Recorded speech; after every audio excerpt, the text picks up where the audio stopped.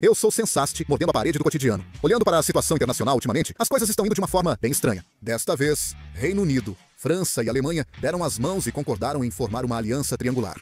Eles formaram uma nova aliança triangular, indo além da OTAN ou da União Europeia. Hoje, vamos tratar desse assunto de forma mais aprofundada. Vamos conferir agora. Recentemente, Donald Trump, presidente dos Estados Unidos da América, tem intensificado seu menosprezo pelas alianças. Por causa disso, a Europa, que dependia da segurança dos Estados Unidos, começou a sentir uma sensação real de crise. Com informações de que a Rússia pode invadir a Europa a qualquer momento, os europeus passaram a pensar que precisam se armar por conta própria. Como os Estados Unidos estavam abandonando seus aliados, a confiança mundial no presidente europeu caiu drasticamente. Segundo pesquisa do Pew Research Center, com mais de 30 mil pessoas em 25 países, apenas 35% avaliaram positivamente os Estados Unidos, uma queda de 16 pontos percentuais em relação aos 51% do ano anterior. Em especial, a confiança no presidente europeu ficou em 24%. Para comparação, o então presidente dos Estados Unidos, Joe Biden, registrou 53%, mostrando que o índice de europeu foi extremamente baixo. Esse número está próximo ao do presidente Xi Jinping, com 22%. Portanto, dentro da Europa, espalhou-se a percepção de que não se pode confiar no presidente europeu e nos Estados Unidos da América, e que é preciso se fortalecer independentemente. Esse foi justamente o surgimento da Aliança Triangular Yongbodog. Em 18 de julho, o New York Times noticiou que o Reino Unido, a França e a Alemanha estão fortalecendo a cooperação em defesa e assumindo maior responsabilidade pela segurança europeia, deixando de lado as divergências pós-Brexit. Os líderes dos três países também visitaram Kiev juntos em maio de 2025, mostrando solidariedade à Ucrânia. Eles aceleram esforços para tornar a aliança triangular mais sistemática e eficaz. O primeiro-ministro britânico, Keir Starmer, e o presidente francês, Emmanuel Macron, acordaram em 9 de julho sobre a coordenação do uso de armas nucleares. Com isso, Reino Unido e França criaram um órgão para coordenar suas respostas nucleares. O notável é que esse acordo nuclear é inédito na história.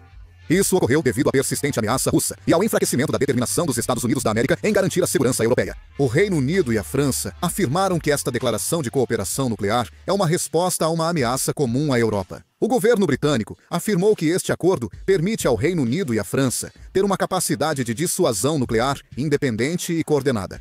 Eles enfatizaram que qualquer força hostil que ameace os interesses centrais de ambos os países enfrentará o poder nuclear conjunto. A França afirmou que o acordo representa uma solidariedade entre dois países com armas nucleares, sendo uma mensagem para aliados e forças hostis. Embora não tenham mencionado especificamente, ficou claro para todos que estavam se referindo à Rússia como as forças hostis. O Wall Street Journal indicou que este acordo sugere a extensão da proteção nuclear para toda a Europa. Segundo o Wall Street Journal, a medida visa tranquilizar os aliados inseguros quanto ao compromisso dos Estados Unidos da América com a segurança da Europa. O objetivo é aumentar a independência em relação à rede de segurança nuclear dos Estados Unidos da América e disponibilizar as armas nucleares do Reino Unido e da França para toda a Europa. E não foi só isso. Em 17 de julho, a Alemanha e o Reino Unido assinaram o Acordo de Kensington. O artigo 3, parágrafo 3, é o ponto mais relevante desse acordo. Alemanha e Reino Unido assinaram um acordo de defesa mútua. O artigo 3, parágrafo 3, estabelece que os dois países, como aliados próximos, se comprometem a proteger a soberania mútua e, em caso de ataque armado contra um deles, irão se apoiar, inclusive militarmente. Já que o Reino Unido e a Alemanha são membros da OTAN, eles já estão vinculados pelo Tratado de Defesa Coletiva da OTAN, então não haveria necessidade de firmar um acordo de defesa mútua. No entanto, eles assinaram um novo acordo de defesa mútua desta vez. Pela primeira vez desde a Segunda Guerra Mundial, Alemanha e Reino Unido assinam um acordo amplo que abrange defesa e economia. O Acordo de Kensington inclui o desenvolvimento de mísseis com alcance de 2.000 quilômetros, com prazo de conclusão de até 10 anos. Um alcance de 2.000 quilômetros é suficiente para atingir o território principal russo. A aliança de segurança triangular entre o Reino Unido, França e Alemanha está se concretizando mais rapidamente do que o esperado, com chances crescentes de evoluir para um sistema de segurança conjunto mais prático e sistemático, além de um simples simbolismo. Esse movimento pode ser visto não como um evento diplomático momentâneo, mas como o início da construção de uma plataforma de segurança aliada com objetivos estratégicos e visão de médio e longo prazo. Na verdade, o presidente francês Emmanuel Macron deve visitar Berlim, na Alemanha, esta semana ou na próxima, para discutir em profundidade formas de cooperação em segurança com o chanceler alemão Friedrich Merz. Isso pode ser visto como um ponto de inflexão na cooperação estratégica trilateral de alto nível, promovida como uma extensão da Declaração de Coordenação do Uso de Armas Nucleares entre Reino Unido e França, assinada em Londres em julho, e do Tratado de Kensington, que inclui o Acordo de Defesa Mútua entre Reino Unido e Alemanha. Esses três países estão planejando não apenas apoiar a Ucrânia, mas também se preparando para enviar forças de manutenção da paz, considerando a ordem pós-guerra. Eles estão promovendo isso sob o nome de Aliança da Vontade. E o fato de que não se trata apenas de uma retórica política, mas sim de uma estrutura militar preparada para realizar operações independentes, mesmo sem o apoio da Organização das Nações Unidas da União Europeia ou da OTAN, é algo realmente incomum. A Aliança da Vontade tem um significado que transcende um mero envio militar. Almeja-se criar uma força-tarefa multifuncional para realizar missões complexas na Ucrânia pós-guerra, como reconstrução, estabilização da segurança, controle de fronteiras, contenção de forças russas remanescentes e proteção de civis. Para isso, Senara está estabelecendo um sistema de comando operacional conjunto dentro da cooperação e um órgão de consulta regular para esse fim também está em formação. O Reino Unido, a França e a Alemanha estão formando uma nova aliança, mesmo com a OTAN já existente, pois há um consenso sobre a necessidade de um sistema complementar à OTAN ou ao G7. A OTAN, com 32 países membros, tornou-se uma enorme organização de defesa burocrática que tende a depender fortemente dos Estados Unidos. Com os Estados Unidos da América menosprezando alianças, surgem dúvidas se a OTAN será capaz de responder adequadamente à invasão de forças hostis. O presidente Trump questionou o princípio fundamental da OTAN de defesa coletiva quando um país membro é atacado. Ele sugeriu repetidamente abandonar o artigo 5, o que foi visto como uma grande ameaça pela Europa. Sentindo isso, o Reino Unido, a França e a Alemanha quiseram uma organização menor e mais ágil para responder às mudanças nas relações entre a Europa e os Estados Unidos. Eles estão tomando ações concretas para responder seriamente à ameaça russa. O presidente Teoreompel está se abstendo de reagir oficialmente, mas provavelmente se sente desconfortável com a situação. Nos Estados Unidos da América, há quem diga que isso não é independência da Europa, mas um fracasso da política externa americana. Ademais, o isolacionismo diplomático dos Estados Unidos da América acelera o distanciamento com a Europa e reduz a influência americana no continente, causando desconforto. Contudo, alguns afirmam que Trump obteve exatamente o que desejava devido à pressão que exerceu sobre a Europa. Trump pressionou a Europa a aumentar os gastos com defesa e assumir a responsabilidade por sua própria segurança. Com isso, a Europa concordou em elevar os gastos com defesa, incluindo infraestrutura, para cerca de 5% do produto interno bruto.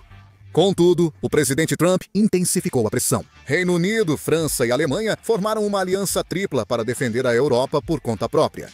Para os Estados Unidos, já é difícil lidar com a China e a Rússia ao mesmo tempo. Mas, como a Europa decidiu se defender sozinha, se uma guerra estourar na Europa, eles podem respirar aliviados e focar apenas na China. Por isso, há análises que dizem claramente que a estratégia do presidente Trump funcionou. Ainda é cedo para avaliar que a aliança triangular começou, precisamos observar mais para conhecer os detalhes. A aliança de segurança entre Reino Unido, França e Alemanha está se tornando uma estrutura que assume a responsabilidade pela segurança europeia. Os Estados Unidos da América estão se afastando do papel de principal garantidor da segurança europeia, e os três maiores países da Europa pretendem assumir essa posição. Isso tem implicações que transcendem a mera assinatura de um tratado de defesa. Para os Estados Unidos da América, isso permite que concentrem seus recursos diplomáticos e militares mais intensamente em outras regiões, reduzindo parte do fardo.